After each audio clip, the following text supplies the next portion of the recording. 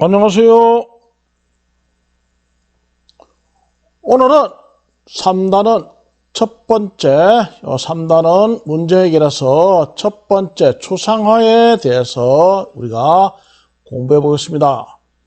추상화에서 이번 시간의 핵심 문제 분석에 관하여 이제 본격적으로 우리가 수업을 해 보겠습니다.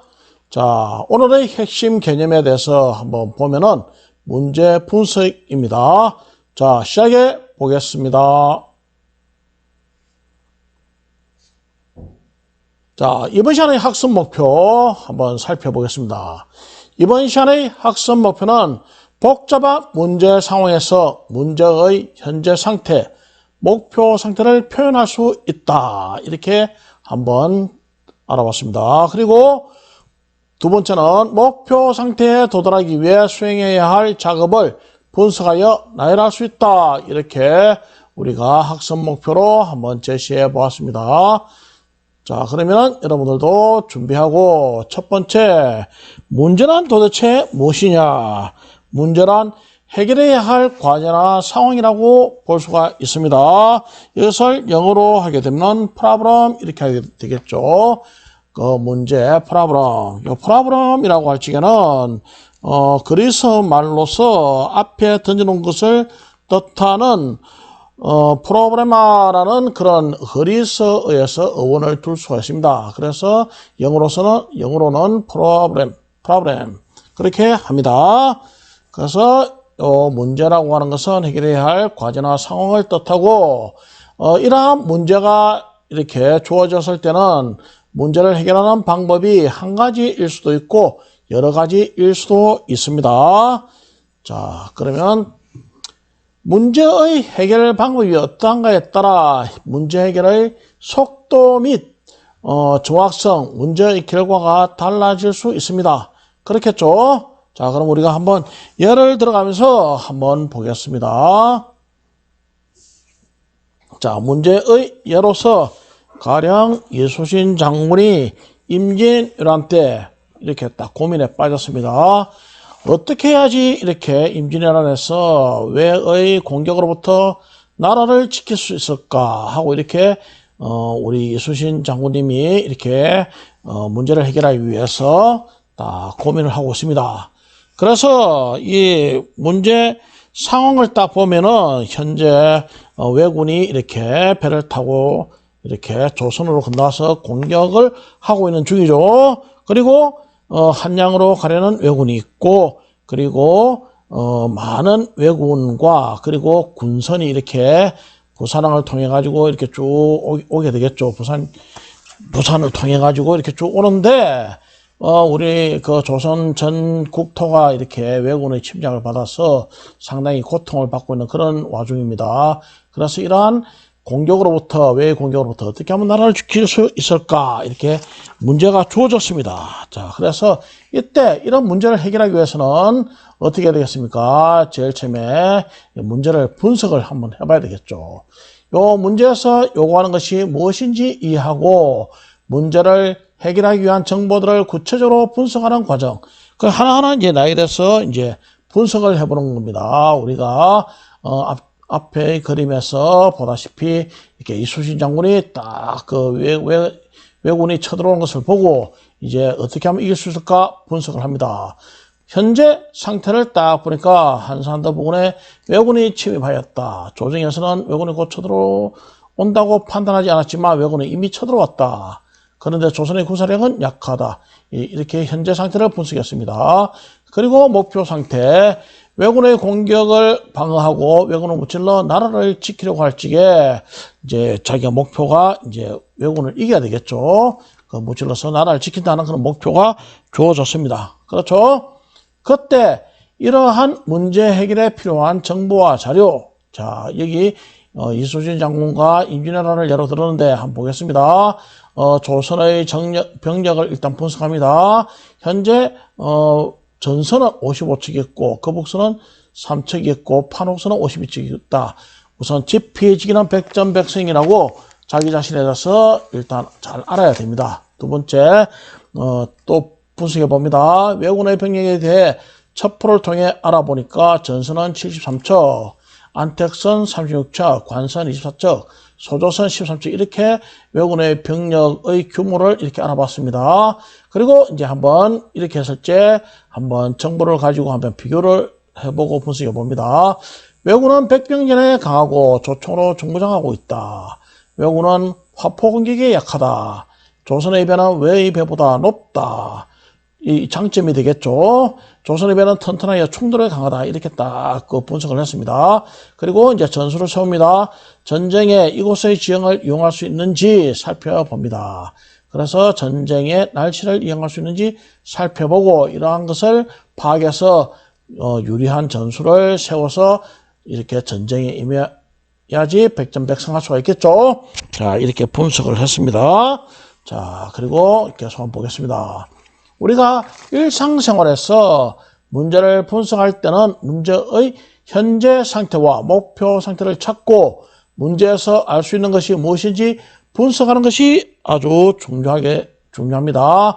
그래서 현재 자기에게 문제가 발생한 최초의 상태, 주어진 자료, 조건, 준비 상황 등을 이해하는 과정을 통해 현재 상태를 알게 된다. 이렇게 분석을 하고 정확한 데이터를 가지고 이렇게 현재 상태를 파악해야 됩니다. 현재 상태가 파악되지 않았을 때는 그 문제를 해결하는데 상당한 곤란한 점이 발생합니다. 자, 목표 상태. 그러면 목표는 어떻게 주어지느냐? 문제가 바람직하게 해결되어야 할 상태, 해결 예측 및 구하고자 하는 것이 무엇인지 이해하는 과정을 통해 목표 상태를 알게 된다. 이렇게 되겠죠. 자, 그러면은 문제를 분석할 때 다음 사항을 살펴보면 도움이 된다. 어떠한 사항이냐 봅시다. 문제가 해결하고자 하는 것은 무엇인가? 두 번째, 문제에서 제시하는 정보는 무엇인가? 세 번째, 문제의 현재 상태, 목표 상태는 무엇인가? 네 번째, 문제에서 제시한 조건은 무엇인가? 조건은 만족될 수 있는가? 조건은 미지의 것을 결정하기에 충분한가 또는 불충분한가? 이런 것을 쭉 파악해가지고 문제를 분석하면은 문제 해결에 상당한 도움이 되겠습니다. 자, 그러면 계속해서 또 알아보겠습니다. 자, 문제의 표현. 문제의 표현은 뭐냐? 문제를 분석하는 과정에서 필요한 정보를 다양한 방법으로 표현하면 문제 해결에 도움이 된다. 그럼 어떻게 해보느냐? 첫 번째, 글로 이제 써봅니다. 글로 써서 자신의 그런 문제를 객관화시켜 볼 필요가 있는 겁니다. 보겠습니다. 가령, 임진왜란 때, 아까 이순신 장군이 이렇게 한번 자기의 문제를 갖다가 한번 파악하고 분석해 보았죠. 조선의 병력은 전선 55척, 회전력 좋고 충돌에 강하다. 이렇게 방향을 바꾸는데 좋다 이 말이에요. 왜군의 병력은 전선 74척이나 속도가 빠르다. 하지만 방향 바꾸는데 조금 느린 경우가 있겠죠. 어려운 경우가 있습니다.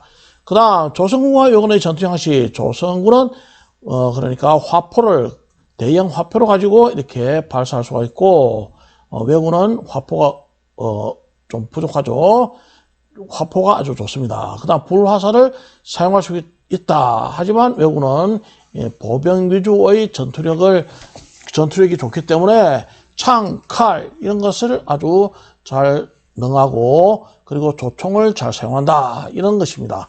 그래서 전술은 가능하면 백병전을 하지 않는 것이 좋겠죠. 조선군의 입장에서는. 왜군의 입장에서는 같이 1대1로 백병전을 펼쳐서 이렇게 전투를 벌이는 것이 유리하겠죠. 그러니까 조선군은 가능하면은 일정한 거리를 두고 하객진을 펼쳐서 화포를 발사함으로써 적선을 이렇게 박살내는 그런 전술을 쓰는 것이 아주 유리할 것입니다. 이렇게 글로 한번 써보았습니다. 문제 해결하기 위해서. 자, 그 다음 또 표로 정리해 봅니다. 자, 표로 이렇게 글로 써보는 거하고 또 문제를 갖다가 표현하는 데 있어서 표로 이렇게 딱 데이터를 분석해 보니까 일목요연하게 딱 정리가 됩니다. 전선 비교했을 적에는 전선과 왜군이 유리하겠죠. 그 다음 전선의 특징은 이렇게 방향 전환, 회전력이 좋다, 충돌에 강하다. 이러한 장점이 있고, 여기서는 외구는 충돌에는 약하고 회전력도 약하지만은 속도는 빠르다. 이런 장점이 있겠습니다. 주요 병기는 조선군은 주로 대형 화포, 그리고 불화살, 그리고 외구는 창칼, 조총 이렇게 되겠죠. 그래서 전술은 뚝 떨어진 상태에서 이렇게 외군을 멀리 일정한 거리를 두고 하객진을 펼쳐서 이렇게 화포를 쏘음으로써 전쟁을 이렇게 펼쳐가는 것이 유리하다. 여기서는 가능하면 거리를 좁혀서 조선군의 그런 배에 올라타서 이렇게 백병전을 펼치는 것이 유리하다. 이렇게 되겠죠. 자, 이렇게 분석을 해보고, 그 다음, 또 그림 도포 그래프 등으로 그려봅니다. 꼭 지금은, 예를 들어서 이렇게 임진왜란을 예를 들었는데 일상생활에서도 마찬가지입니다. 위에처럼 이렇게 글로도 써보고 표로 정리해보면은 문제를 표현하는데 아주 일목요연하게 나타날 수가 있습니다. 자, 그림, 도형, 그래프 등으로 그려본다. 자, 이제 그림으로 한번, 임진왜란 그 양상을 한번 쫙 한산도 앞바다에서 이렇게 하객진을 쫙 펼쳤죠. 그래서 안택선 속도가 빠르나 견고하지가 않다. 일본군의, 외군의 그런 형태는 아주 안택선 위주입니다. 속도는 빠르지만 견고하지 않는다. 그러므로 이렇게 충돌한다든지 아니면은 대포로 쏘면은 아주 견고하지 않기 때문에 바로 침몰할 수가 있겠죠. 그래서 일본군은 백병진에 강하고 근접전에서 유리하다. 하지만 조선군의 배는 판옥선이라서 속도가 좀 느리지만은 아주 방향 전환은 쉽다. 빠르다. 견고하다. 충돌전에 강하다. 그래서 화포 화살로 일정한 거리를 띄우고 여기서 포를 쏜다든지 화살을 쏘음으로써 이렇게 전쟁을 하는 것이 유리하다. 이렇게 되겠죠. 자, 이렇게 그림으로 또 그려본다. 그래서 우리가 이러한 상을 쭉 봤을 적에 우리가 이러한 이번 시간에 배운 내용을 쭉 학습지를 통해 가지고 한번 살펴보면은 복잡한 문제 상황에서 문제의 현재 상태, 목표 상태를 표현해 보세요. 여러분들한테 가령 수행평가 과제물이 주어졌다. 또는 무슨 소프트웨어를 개발한다.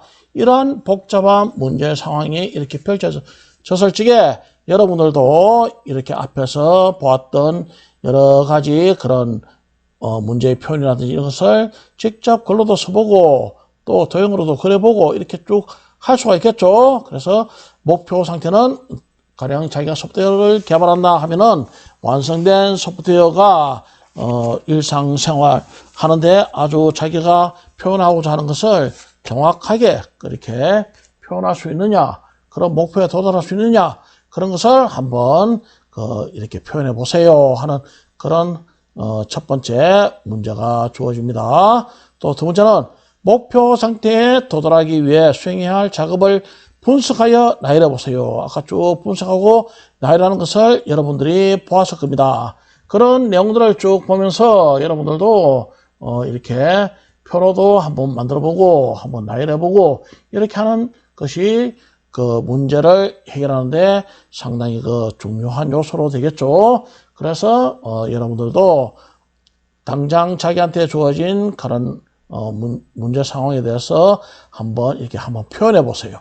그래서 목표 상태에 도달하기 위해 수행할 작업을 또 분석해서 한번 해보세요. 그래서 목표 상태가 문제가 바람직하게 해결하기 위해서 어떻게 해야 되는지, 그리고 해결 예측을 하기 위해서 구하고자 하는 것이 무엇인지 또 이해하는 그런 과정을 통해서 목표 상태를 알게 되는 그런 과정들을 한번 여러분들도 한번 그림으로 표현한다든지 표로 또 글로 이렇게 한번 표현해 보세요. 자, 그러면 충분히 여러분들이 한번 생각해 보고 한번 이런 작업들을 한번 해보세요. 자, 그러면은 보겠습니다. 학습지 정답은 여러분들 직접 해봐야 됩니다. 직접 이렇게 표현을 해보는 것이 그것이 정답입니다.